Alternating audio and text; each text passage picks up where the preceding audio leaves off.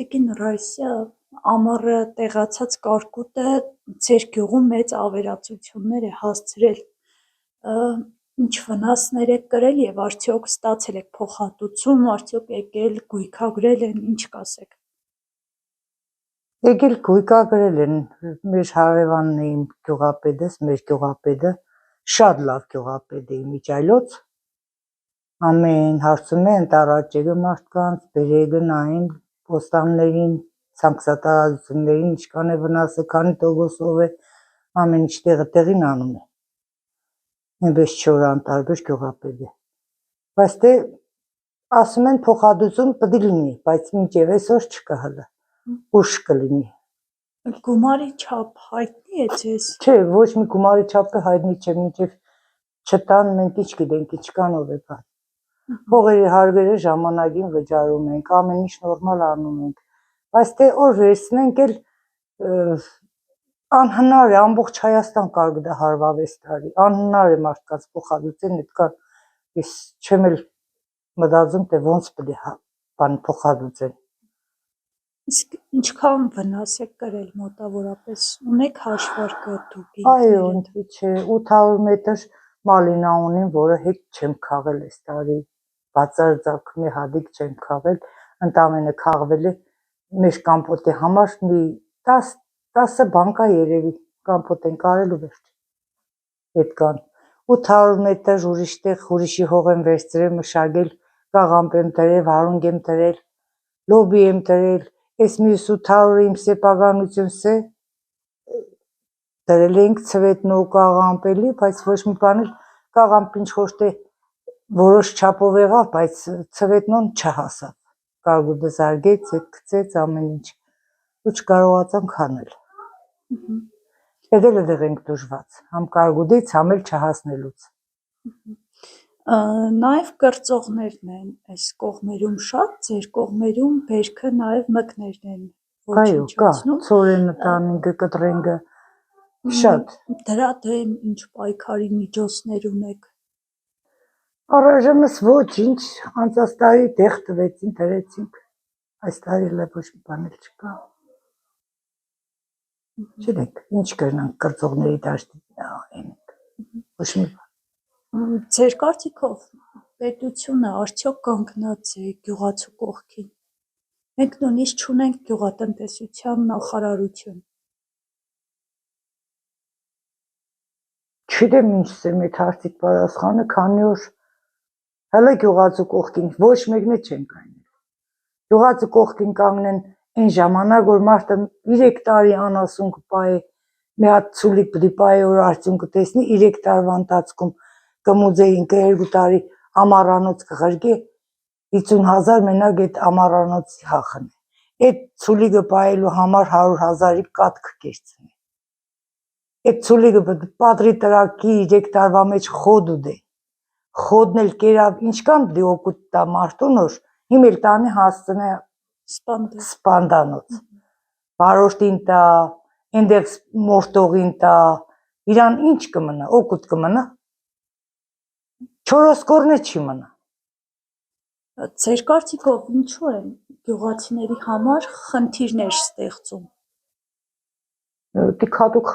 խտրականություն չկա, բայց դե երևի այդ մաքրության համար կանեն, սանիտարական վիճակը բարելավելու համար կանեն, բայց դե չգիտեմ, որ կան բանը մտածում են, թող ամեն գյուղում լինի, փոքր, որ մարդիկ չնեղվին, մարդիկ կրնանան տանին, մոշտեն, մակուրեղնի լվացնեն։ Իսկ նախկինում երբելի արձանագրվում էր կարկտահարության դեպքերը, վնասներ էիք կրում, տրվում էր ժամանակին տրվել է, այո, մի տարի տրվել է։ Ստացել ենք մի տարի մենք այդ օգնությունը, փոխհատուցում է եղել փողի, տվել է։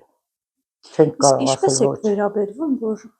Հայաստանի նման երկիրը, ով պատերազմի վտանգի առջև է կանգնած, չունի գյուղատնտեսության նախարարություն։ Ընդամենը էկոնոմիկայի նախարարությունում գործում է մի կաբինետ, որը զբաղվում է այս հարցերով։ Այդ հարցին ինչ պատասխանեմ, որ ճիշտ տեղնի չգիտեմ, ես տնտեսության նախարար չունենք, բայց դե պատկերացրու ամեն գյուղացին իր նախարարն է, ինքն է մշակողը, ինքն է ստեղծողը, ինքն է նախարարն ինչ պիտի։ Պիտի մտածի փոխհատուցման մասին, պիտի մտածի